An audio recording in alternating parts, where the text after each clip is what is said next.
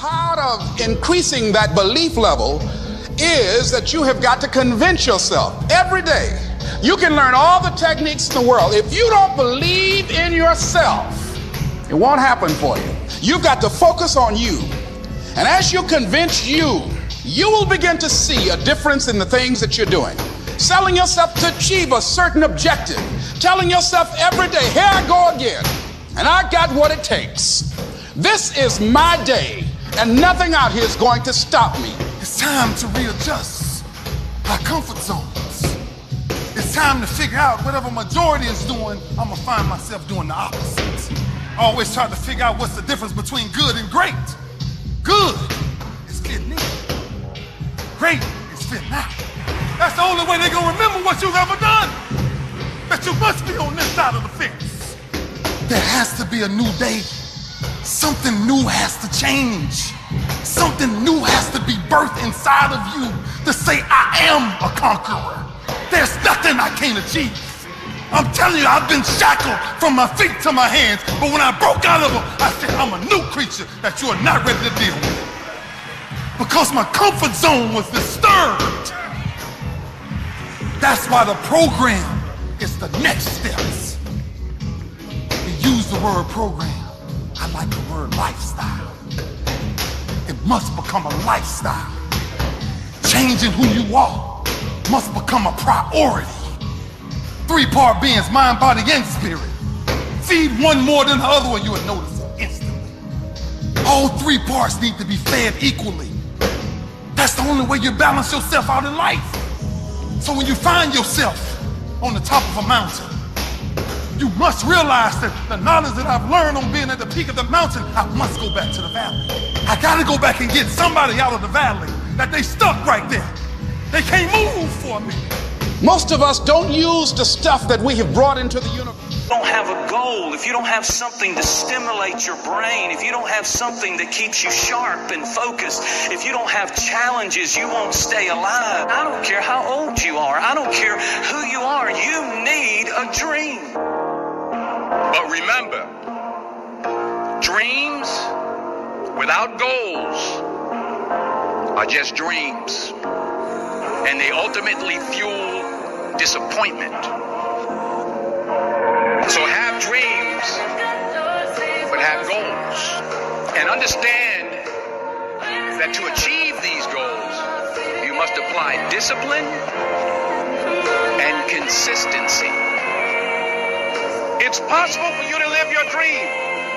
It's necessary that you associate with winners, that you work your system, that you are relentless, that you never give up.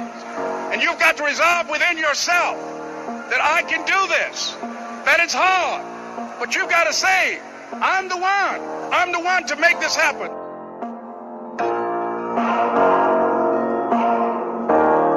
If you actually want something, you can have it.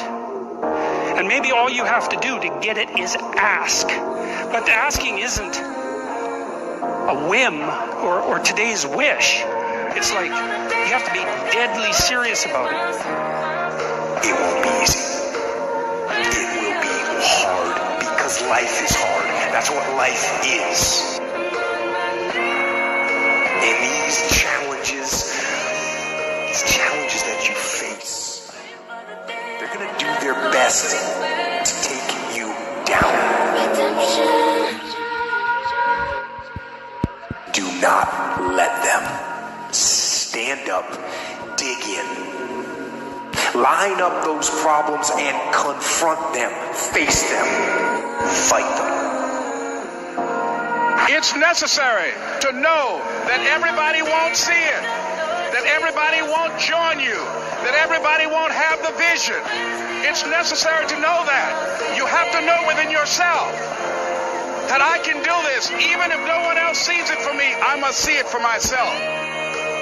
Life has a way of pushing our dreams down. We've all been through disappointments and setbacks. Life happens. But instead of remembering the hurt, the pain, what didn't work out, the key to reaching your destiny is you have to remember your dream. If you want to go from ordinary to extraordinary, number one, a little extra effort. Just a little extra effort. You're just going to have to do a little bit more. Complaining has no value. And if you complain about not having enough money, work more. It's super simple.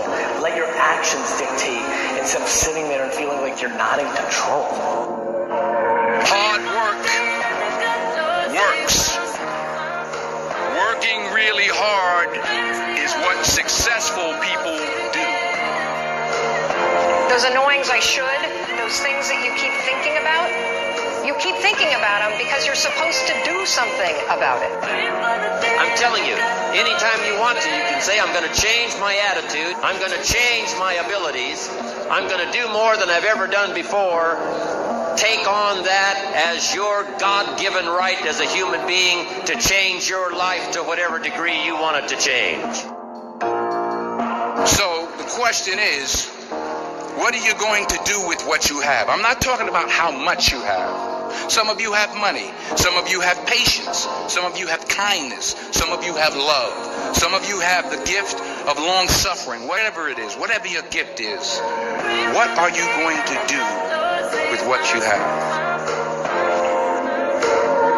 You get to redesign. You are your Michelangelo. You are your great sculpture. And you get to recarve. And you get to up-level as much as you need.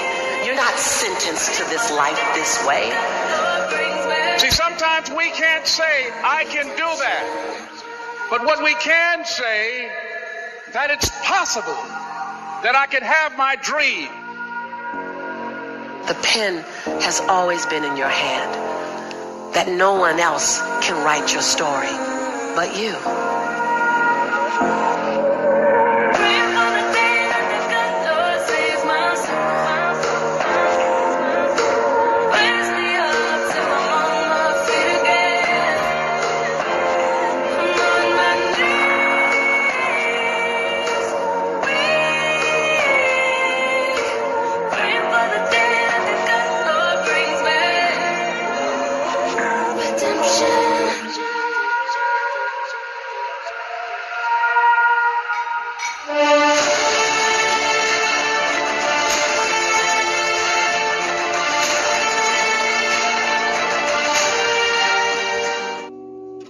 Now, why do I teach the kingdom and why am I going through this so meticulously? Because I'm working on brainwashing. If people say that I'm brainwashing you, they are exactly right. Nothing is worse than the wrong mentality. Because as a man thinketh, so is he. So if you think like a slave, a servant, a subject, if you think like an oppressed person, then that's the way you are. As a man thinketh, so is he. So what you need and I need to do, we need to understand how we ought to think. And the Bible says, a man not ought to think beyond and above that which he should. So what we got to do is find out what we should think like, and then begin to learn to think like that. In my book on the burden of freedom, which I hope you will all read, and this book to me is required reading for every member. In this book, I tell the story at the beginning of an experiment that was done by some scientists. They wanted to test the power of conditioning.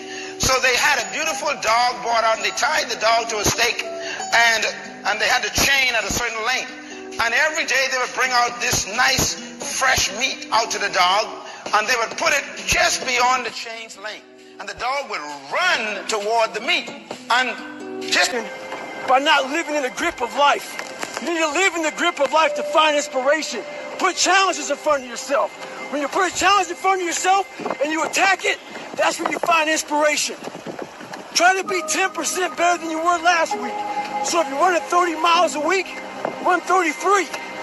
If you're swimming 500 meters, swim 550. If some of you aren't doing you're 10% just getting off the couch.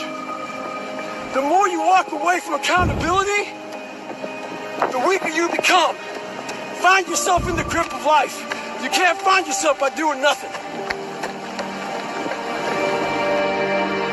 Let me see if I can fix myself. So I said, if I can just walk one more mile. A lot of you are trying to find inspiration and motivation with a depressed mindset. You're depressed because you're not doing shit with yourself. You don't find inspiration by not living in the grip of life. You need to live in the grip of life to find inspiration. Put challenges in front of yourself. When you put a challenge in front of yourself and you attack it, that's when you find inspiration. Try to be 10% better than you were last week. So if you're running 30 miles a week, run 33. If you're swimming 500 meters, swim 550. And some of you aren't doing shit, your 10% is just getting off the couch. The more you walk away from accountability, the weaker you become. I'm basically teaching you how to callous over your victim's mentality. This is all about the quitting mind. So what's the quitting mind? So let's say it's day one of a job interview. You have your clothes laid out. You've been preparing for weeks and weeks and weeks. You show up, bring your best self. You get the fucking job. Merry fucking Christmas. All right. After a couple months, you start showing up to work a little later. You don't look as good. Your clothes aren't fucking laid out. Your breakfast isn't ready. Your mind's getting softer. We do that shit with everything in life. When New Year's coming up, guess what? Don't have a fucking quitting mind. Repetition every day. Stay hard.